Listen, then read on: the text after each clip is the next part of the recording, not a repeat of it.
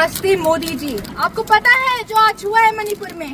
मणिपुर की जो घटना सामने आई है, आप बोलते हो कि पीस है, आप बोलते हो कि शांति है, but where is that piece?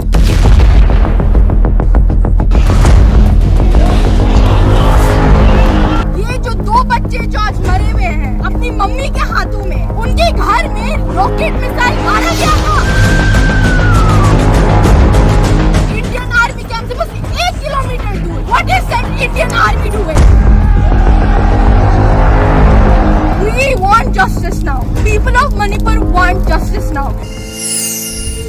ఒక్కసారి ఊహించుకోండి, ఒక ఇంట్లో 5 ఏళ్ల బాబు, 5 నెలల పసిపాప తమ తల్లి ఒడిలో ప్రశాంతంగా నిద్రపోతున్నారు. సడన్ గా ఆ ఇంటిపైకి ఒక రాకెట్ మిసైల్ వచ్చి పడింది. ఆ పసి ప్రాణాలు అక్కడికక్కడే గాల్లో కలిసిపోయాయి. ఆ తల్లి ప్రాణాలతో ఉన్న బతికున్న శవంలా మారిపోయింది. ఇది ఎక్కడో సిరియాలోనో, ఉక్రెయిన్ లోనో లేదా ఇజ్రాయెల్ లోనో జరిగిన యుద్ధం కాదు. మన భారతదేశంలో, మన మణిపూర్ రాష్ట్రంలో కూకీ మిలిటెంట్లు చేసిన దాడి. అసలు మణిపూర్ లో ఏం జరుగుతుంది? ఒకప్పుడు శాంతికి మారుపేరుగా ఉన్న ఆ రాష్ట్రం ఇప్పుడు యుద్ధ భూమిలా ఎందుకు మారింది? 2023లో మొదలైన అల్లర్లు ఈ రోజు అంటే 2026 నాటికి ఏకంగా రాకెట్ మిసైల్ వేసుకునే స్థాయికి ఎందుకు చేరాలి? ఈ పరిస్థితికి ఎవరు కారణం? దీని మూలాలు ఎక్కడున్నాయో తెలుసుకోవాలంటే మనం చరిత్ర లోపలికి వెళ్లాల్సింది.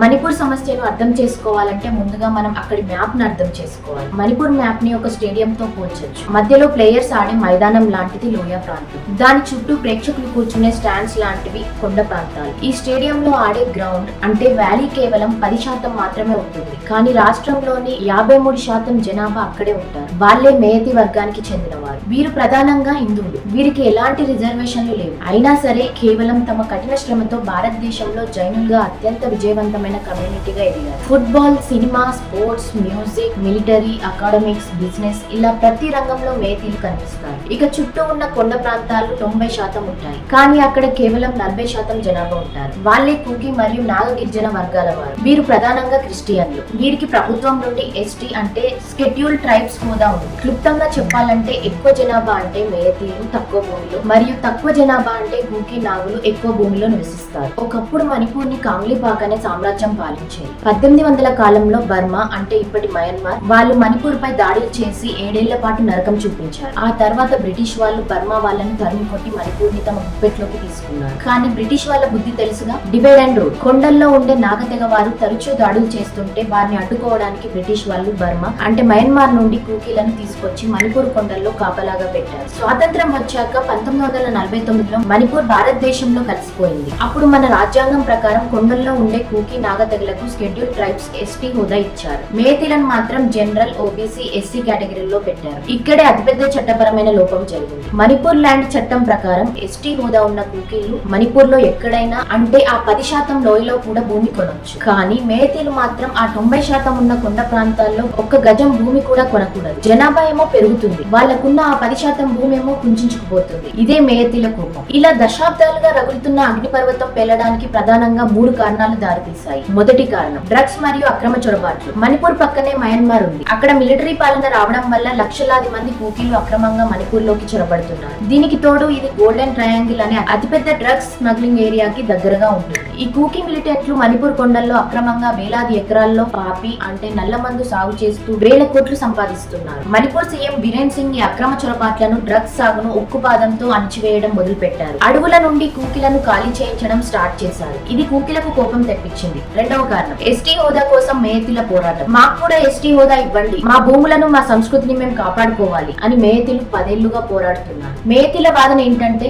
మా జనాభా 53% ఉన్నా మేము రాష్ట్రంలో కేవలం 10% భూమికే పరిమితమయ్యాం. మయన్మార్ నుండి అక్రమ వలసలు పెరిగిపోతున్నాయి. మా సంస్కృతి, భాష మరియు అస్తిత్వం ప్రమాదంలో ఉన్నాయి. మా భూమిని, మా హక్కులను కాపాడుకోవాలంటే మాకు కూడా ఎస్టీ హోదా కావాలి అని వారు వాదిస్తున్నారు. కానీ కూకీలు దీన్ని వ్యతిరేకిస్తున్నారు. వాళ్ళ వాదన ఏంటంటే మేయతీలు ఇప్పటికే అన్ని విధాలా ముందున్నారు. రాష్ట్ర జనాభాలో సగానికి పైగా వాళ్ళే. 60 మంది ఎమ్మెల్యేలలో 40 మంది వాళ్ళే. ముఖ్యమంత్రులుగా ఉన్నది వాళ్ళే. వాళ్ళకు కూడా ఎస్టీ హోదా ఇస్తే వాళ్ళు మా కొండ ప్రాంతాల్లోకి వచ్చి మా భూములను ఆక్రమించుకుంటారు, మా ఉద్యోగాలను లాక్కుంటారు, మా అస్తిత్వాన్ని నాశనం చేస్తారు అని వారు భయపడుతున్నారు. మూడవ కారణం హైకోర్టు ఆర్డర్. ఏప్రిల్ 2023లో మణిపూర్ హైకోర్టు ఒక తీర్పు ఇచ్చింది. మేయతీలకు ఎస్టీ హోదా ఇవ్వడం గురించి ప్రభుత్వం ఆలోచించాలి అని చెప్పింది. ఈ హైకోర్టు తీర్పుతో మే 3, 2023న కూకీలు పెద్ద ఎత్తున నిరసన ర్యాలీ చేశారు. ఈ ర్యాలీ కాస్త హింసాత్మకంగా మారింది. ఒకరి ఇళ్ల మీద ఒకరు దాడులు చేసుకోవడం, గుళ్ళు, చర్చిలు తగలబెట్టడం మొదలైంది. అత్యంత దారుణమైన విషయం ఏంటంటే పోలీస్ వ్యవస్థ కూడా జాతుల వారీగా విడిపోయింది. మేయతీ పోలీసులు కూకీలకు వ్యతిరేకంగా, కూకీ పోలీసులు మేయతీలకు వ్యతిరేకంగా పనిచేస్తున్నారనే ఆరోపణలు కూడా ఉన్నాయి. ఈ గొడవలు ఆపడానికి కేంద్ర హోంమంత్రి అమిత్ షా చాలా సార్లు అక్కడికి వెళ్లారు. మణిపూర్ ప్రభుత్వాన్ని పక్కన పెట్టి సిఆర్పీఎఫ్ బలగాలను దించి పరిస్థితులను తమ కంట్రోల్లోకి తీసుకున్నారు. మేయతీ హిందువులు పరిస్థితిని అర్థం చేసుకుని ముందుగా కూకీలపై దాడులు చేయడం ఆపేశారు. కానీ కూకీలు ఉద్దేశపూర్వకంగానే ఈ యుద్ధాన్ని కొనసాగించాలని చూస్తున్నట్టు అనిపిస్తుంది. విదేశీ ఏజెన్సీలు, విదేశీ మిషనరీలు మరియు మయన్మార్ బేస్డ్ ట్రైనర్ల నుండి వీరికి ట్రైనింగ్ అందుతుంది. ఇటీవల ఉక్రెయిన్ అధికారులతో పాటు అమెరికాకు చెందిన సిఐఏ హ్యాండ్లర్ కూడా పట్టుబడడం దీనికి నిదర్శనం. ప్రభుత్వం ఇరు వర్గాలను ఒక కామన్ పాయింట్ కు తీసుకొచ్చి శాంతిని నెలకొల్పాలని చూస్తుంది. కానీ కూకీ గ్రూప్స్ ఉద్దేశపూర్వకంగా మళ్లీ గందరగోళం సృష్టిస్తున్నాయి. ఎన్ఐఏ ఎంట్రీ ఇచ్చి విదేశీ సిఐఏ హ్యాండ్లర్స్ ని అరెస్ట్ చేయడంతో ఆ ఫ్రస్ట్రేషన్ లో వాళ్ళు దాడులు చేస్తున్నారు. మీకు డౌట్ రావచ్చు, ఇంత జరుగుతుంటే ప్రధాని మోదీ అక్కడికి ఎందుకు వెళ్ళట్లేదు అని. దానికి కారణం ఆయన అక్కడికి వెళ్తే మీడియా దీన్ని ఉద్దేశపూర్వకంగా ఆయన ఒకరి పక్షం వహించినట్లు, దీనిని హిందువులు వర్సెస్ క్రిస్టియన్లు లేదా ఓబీసీ వర్సెస్ ఎస్టీ యాంగిల్ గా మార్చేస్తుందనే ఉద్దేశంతోనే ఆయన వ్యూహాత్మకంగా దూరంగా ఉంటున్నారని విశ్లేషకులు అంటున్నారు. ఒకప్పుడు కర్రలు, తుపాకులతో కొట్టుకున్న వాళ్ళు